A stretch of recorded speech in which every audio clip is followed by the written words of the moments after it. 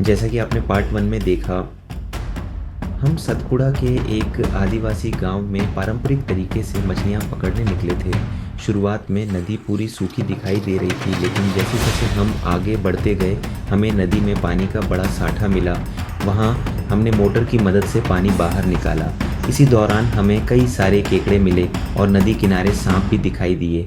पानी कम होने के बाद हमने जाल और हाथों की मदद से छोटी और बड़ी मछलियां पकड़ना शुरू किया।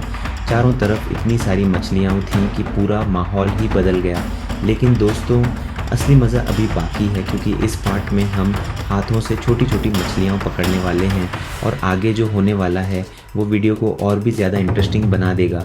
तो वीडियो शुरू करने से पहले हमारे चैनल को सब्सक्राइब ज़रूर कर दीजिए और बेल आइकॉन भी दबा दीजिए। काफ़ी सारी मछलियाँ पकड़ने के बाद अब हम वहाँ का पानी वापस उसी तरफ छोड़ने लगे। पानी धीरे धीरे फिर से उस जगह भरने लगा, लेकिन तभी हमारी नज़र ऊपर की तरफ गई, जहाँ पानी के साथ कई सारी छोटी छोटी मछलियाँ तेज़ी से घूमती हुई दिखाई दे रही थीं। उन्हें देखते ही हम सब तुरंत उनकी तरफ जाने लगे। अब हमारा पूरा ध्यान उन छोटी मछलियों पर था, क्योंकि वे बहुत तेज़ी से इधर उधर भाग रही थीं। वहाँ पानी के साथ कई सारी छोटी मछलियाँ ऊपर की तरफ आ गई थीं, लेकिन वे इतनी जल्दी हाथ में नहीं आ रही थीं, क्योंकि ज़्यादातर मछलियाँ नदी में गिरे हुए सूखे पत्तों के नीचे जाकर छिप रही थीं।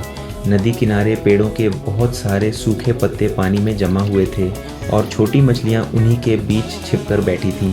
फिर हमने धीरे धीरे उन पत्तों को हटाना शुरू किया। जैसे ही हम पत्ते हटाते, छोटी छोटी मछलियाँ तेज़ी से बाहर निकलने लगतीं।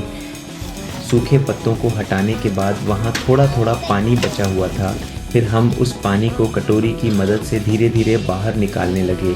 जैसे जैसे पानी कम हो रहा था, वैसे वैसे अंदर छिपी मछलियाँ साफ दिखाई देने लगीं। कुछ लोग हाथों से मछलियाँ पकड़ रहे थे, तो कुछ लोग पानी बाहर निकालने में लगे थे। पूरा माहौल एकदम अलग हो चुका था। चारों तरफ बस छोटी छोटी मछलियाँ तेज़ी से भागती हुई दिखाई दे रही थीं। और जब पानी लगभग पूरी तरह कम हो गया, तब हमने जाल की मदद से बाकी बची हुई मछलियाँ पकड़ना शुरू किया। धीरे धीरे वहाँ छिपी कई सारी मछलियाँ हमारे जाल में आने लगीं।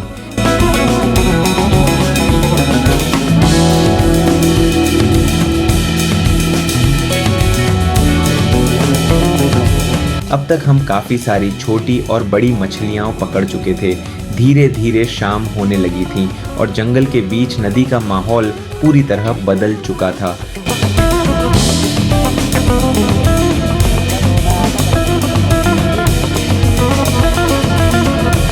पूरा दिन नदी में बिताने के बाद अब हम वापस निकलने लगे, क्योंकि अभी इन मछलियों को साफ करना भी बाकी था। हमने पकड़ी हुई सारी मछलियाँ इकट्ठा की और धीरे धीरे नदी से बाहर आने लगे। आज का ये फिशिंग एक्सपीरियंस सच में बहुत अलग और यादगार था। तो दोस्तों, आज का हमारा सतपुड़ा रिवर फिशिंग एडवेंचर यहीं खत्म होता है। आज हमने आदिवासी पारंपरिक तरीके से कई सारी छोटी और बड़ी मछलियाँ पकड़ी। पूरा दिन नदी के बीच बिताया गया। यह अनुभव सच में बहुत शानदार था। अगर आपको हमारी ये आदिवासी फिशिंग पसंद आई हो तो वीडियो को लाइक ज़रूर कर दीजिए। कमेंट करके बताइए कि आपको सबसे मज़ेदार और इंटरेस्टिंग सीन कौन सा लगा, और ऐसे ही हमारे साथ जुड़े रहने के लिए चैनल को सब्सक्राइब ज़रूर करें। जय आदिवासी, जय जोहार।